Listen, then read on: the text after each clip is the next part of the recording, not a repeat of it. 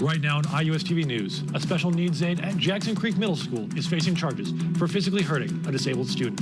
We'll add up to the arrest and what we know about his past history with the district. And President Trump suggesting the U.S. take control of Gaza. Hear reactions from those living throughout the devastation.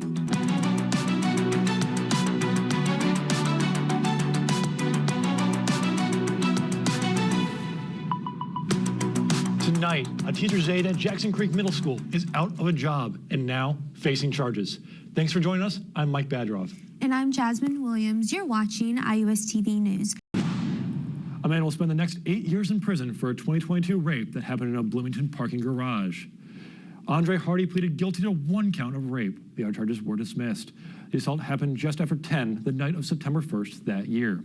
Owen told police Hardy followed her out of the stairwell and assaulted her between 2 parked vehicles. Hardy ran off when the woman yelled for help. U.S. Marshals and Bloomington police arrested him the week after in Illinois. Hardy will also have to register as a sex offender. And raining conditions yesterday. Isaac, please tell me I can work on my tan this weekend. I'm a little pale right now, buddy. How are we looking for this weekend? But for now, back to you guys at the desk. Isaac, not the news I wanted, but thank you. Drivers who take Interstate 69 heads up. Lane closures are turning to portions of Monroe and Morgan counties. INDOT says starting Monday, the left lane of the shoulder of the southbound lanes will be closed between Big Bend Road and Fox Hollow Road. This is north of Bloomington. At the same time, the right lane in the northbound side will be closed between West Fullerton Pike and West Vernal Pike. That is just west of Bloomington. Exits 117 and 118 will stay open during the lane closures. INDOT expects the work to last through at least June. Baristas are once again scribbling on customers' cups using Sharpies for the first time since the pandemic. Starbucks' new CEO has instructed employees to include simple, personalized messages on cups, such as affirmations and well wishes. However, some Starbucks baristas are already pushing back. They can complain that writing out names and messages on every cup has slowed down their pace. And they say customers have also misinterpreted their messages as attempts at flirting. I was just told to leave. Still to come on IUS TV News. Thanks, Grace. Healthcare can be a scary thing, but this weekend I had the pleasure of talking with multiple medical professionals behind a new primary care clinic for the Bloomington area. The clinic opened its doors for the first time to the public on October 20th, and here's Marissa Vandermissen, the 4th-year medical student chair, on the story of the clinic's creation.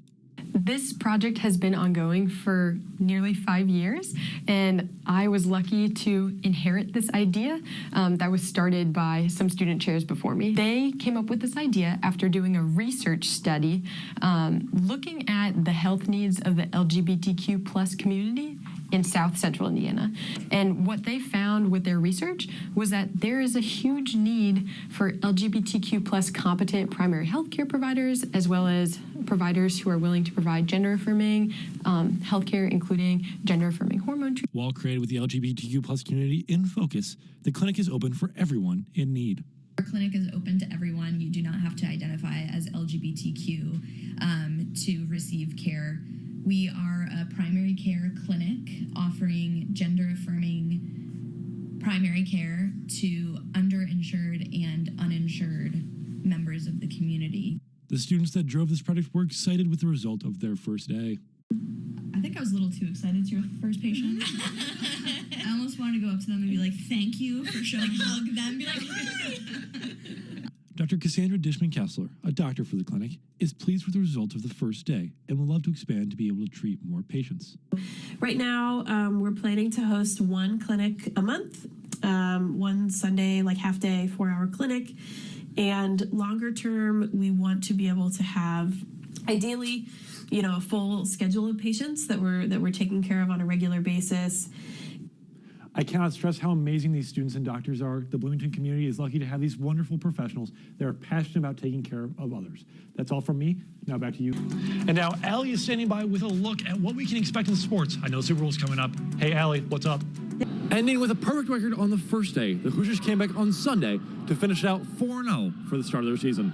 On Sunday morning, the Hoosiers are met with their fiercest matchup against UC Santa Barbara. IU goalie Jasmine Higgs gave her best performance for the Hoosiers with a career-high 20 saves to give the Hoosiers an early lead.